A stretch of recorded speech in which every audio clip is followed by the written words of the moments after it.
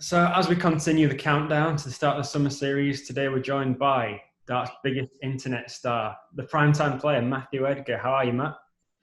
All good, actually. I can't wait to get a haircut, actually. I've got to get that in there early so people don't think, yeah, I'm getting it cut tomorrow. So I'll feel a lot better when that's done. But yeah, that's the downside of this time off. I mean, yeah, give it in early so people don't think I've just grew a mushroom on my head or something. I won't lie, it does look like it needs doing, to be fair. Oh, I've not enjoyed this part of it. I've been messaging my hairdresser, literally, like, I've gone to the same hairdresser since I was like 11, 12 years old.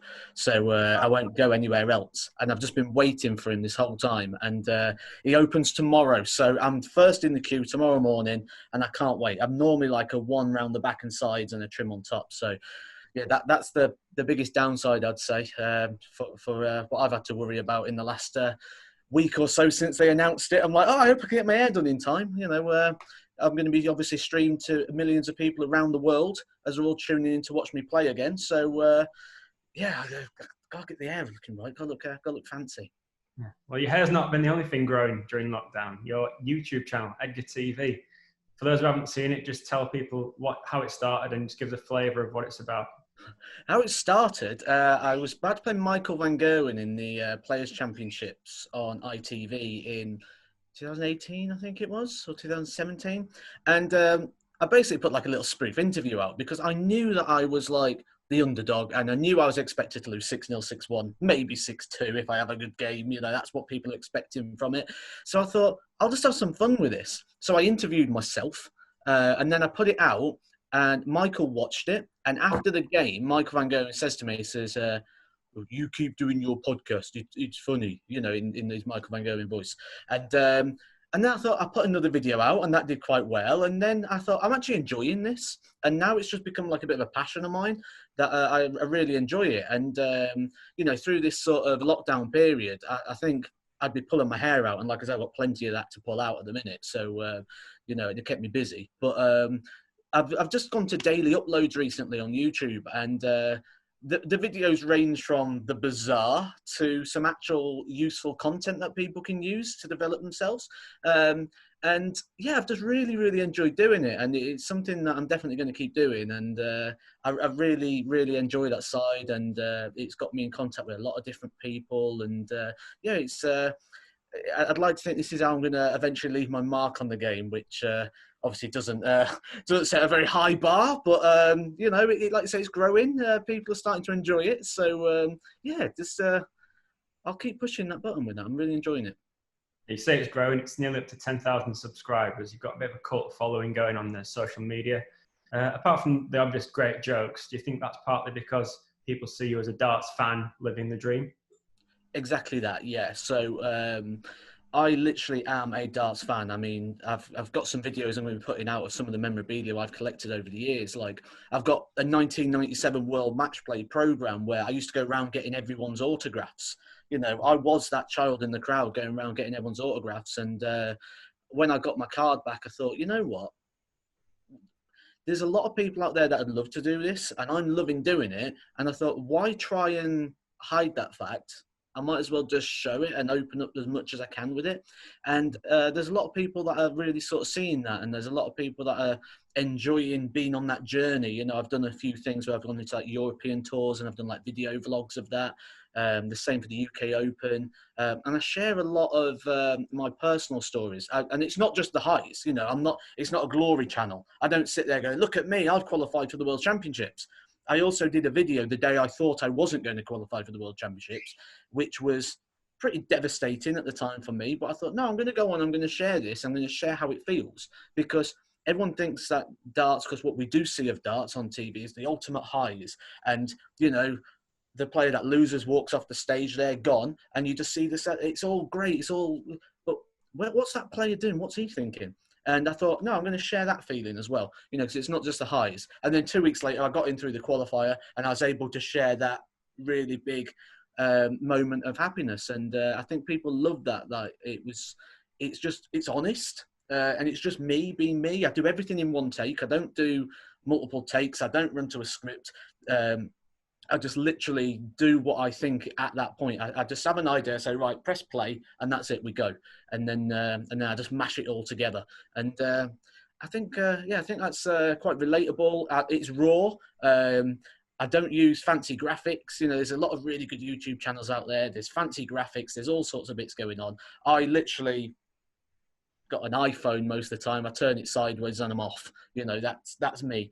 And that's Edgar TV. And I think it just keeps it very relatable. It's like just having a chat with someone almost, you know, and I think people like that side of things rather than just a full-on professional production all the time. As well as Edgar TV, we've also seen you on PDC TV during lockdown. You were one of the trailblazing players in the home tour, and you obviously played in the actual home tour. The results may not have always gone to plan, but how did you enjoy that, and how do you think you brought a persona to the spectacle? I like to think of myself as the Hulk Hogan of home darts, in the fact that I put it on the map. I was the very first guy in there, you know. I loved the home tour sort of philosophy of it. I remember when we first all sat down and the idea was spoke about the PDC home tour, or even not the home tour at the time. It was just, we want to do a night of some description. And one of the good things about it was the microphone, because we don't get the opportunity to speak on stage, or you don't hear what we're saying. And one of the good things about the home tour was the fact that you could hear what the players are talking about. And I like that little bit of back and forwards that you could have with people, especially when they gave you a little bit back as well. Now, it's no secret I'm a big fan of professional wrestling. And, you know, you look at some of the good matches, they all build because of the little bits of things that have gone on beforehand and the little bits of, and me and Devon Peterson was spoken about quite a lot because Devon was giving it back and I was. Luke Humphries was the same, was going a bit back and forward. I've now got to wear Luke Humphries' shirt in Milton Keynes because we said that the loser will wear the winner's shirt, and obviously I lost. In terms of the actual darts of it, I saw it purely as an entertainment factor. So the dart side of it, I mean, I don't have a board at home. People who saw it might see my board rickety around a little bit. I don't have a board at home because I like to go out to practice. So I put a travel board up, and that's what I was playing on. It's hard. I don't really enjoy the online darts. I find it more nerve-wracking and anticipating than playing a World Championship game because you can't see what's going on and you're blind to it all. So you throw your darts and then you sort of just stood waiting to be told you can throw again. And I didn't like that side of it. Maybe in hindsight, I probably could have, if I was better with technology, especially, I could have maybe set like some screen up so I could see what's going on. But you just sort of stood there listening, trying to wait for your turn to throw. And I weren't really keen on that side of it. So I thought, if I don't like that side, I've got to like something. So I just ran with the entertainment side of it. And yeah, I had a great time. And people, I probably marmited people. Some people were probably like, this guy's brilliant. I love this side of it. And then your more darts traditionalists was like, well, someone mute his mic, you know. So I probably had both ways, but that's how I like it. I like being the guy in the middle that takes a bit from either side. Well, aside from the humour and, you know, playing the character, you are also a serious darts player and you want to make an impact on the game, don't you? And we saw recently the UK Open. We followed you around, you got to the last 32 there. That was a good run. The Summer Series is coming up. How big an opportunity is that for players like yourself looking to make a big mark? Well, when we look at what's coming up, we look at, the first thing I think is the European Tour is massive in terms of how a season works. That's depleted. The European Tour is not going to be happening in its full entity, which means the Pro Tour now has just gone up a level of importance because now people aren't going to be jumping you with 2 or 3 wins at a European Tour and then they're going to go flying past you from nowhere, which means the Pro Tour now has just raised its level of importance. Having 5 back-to-back-to-back, a good time in Milton Keynes is going to change a season. And when we look at a season, we don't know what the season's going to look like. For all we know, we could all go back into lockdown procedures or things could change, which means that these 5 events could be massive in terms of the qualifying criteria. I remember we do coffee mornings with like the PDPA. And one thing they said to me that really stuck in my mind was they said that rules can't change. If rules change, then that's where problems lie. And I took that as, well, that means the qualifying criteria has to stay the same because that's the thing that's in the rules. So the qualified criteria is the qualifying criteria. Doesn't matter how many events there are. That's how I perceive that to be. So these 5 events back to back are going to be huge. And the thing that we've got to remember is they're not going to be played over normal conditions. So when I first heard it and I'm reading the brief and I'm looking at all the criteria, I'm thinking, oh no, I'm not going to enjoy this. This ain't for me. But then I thought, well, I've got 2 choices here. I either adapt, because that's what it is. I can't change that, or I'm going to fail. And then when you see people talking about it and other people are the same, and the more people speak about it and they go, I don't like this or I don't like that, the more I start to like it. Because if they're not liking it, then there's opportunity here for me to start liking it. So it's about now, I've got less than a week about changing the preparation slightly to try and make it suit the conditions we're about to play in. And then through that should give me the opportunity then to start. I mean, yeah, I'm 62 at the moment in the rankings, but I'm going up. You get people that will speak to you and say like, oh, don't you wish you was higher, or shouldn't you be higher? And it's like, no, because I'm still on an upwards rise. You know, I'm not the finished article. It's not the end of the road. I've not been stabilized here for a long period of time. I'm on a journey and I'm rising all the time. And, you know, the top 32 is ultimately my overall goal. And that's what I've got as my next thing. My first thing was getting the top 64. I did that within the first 2 years. So now we've got to push on and get in that top 32, which the big difference for that is winning games on TV. So in virtually every ranking system for the last 2 years, I've been in the top 64.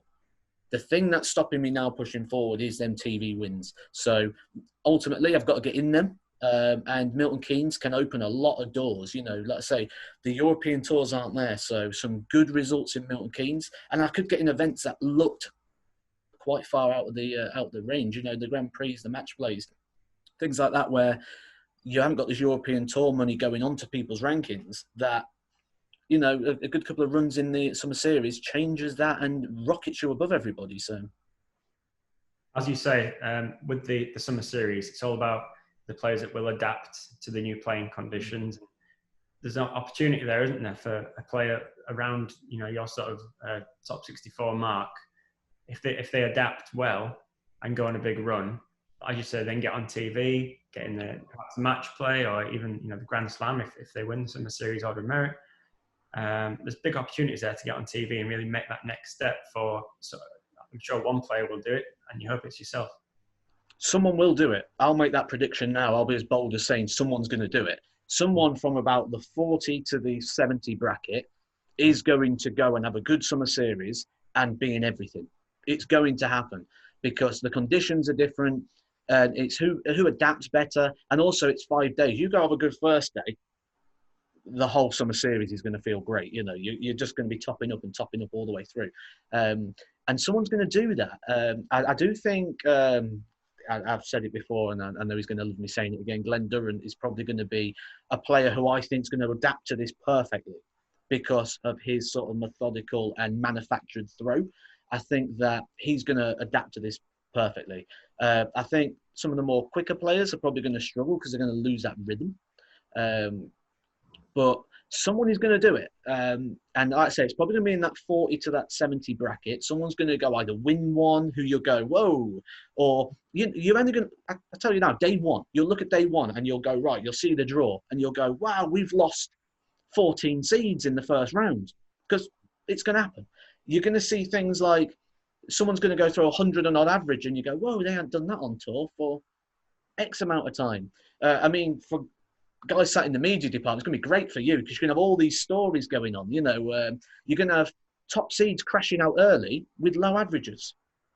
It's going to be a bit all over the place. But the one advantage I would say is the draw coming out earlier.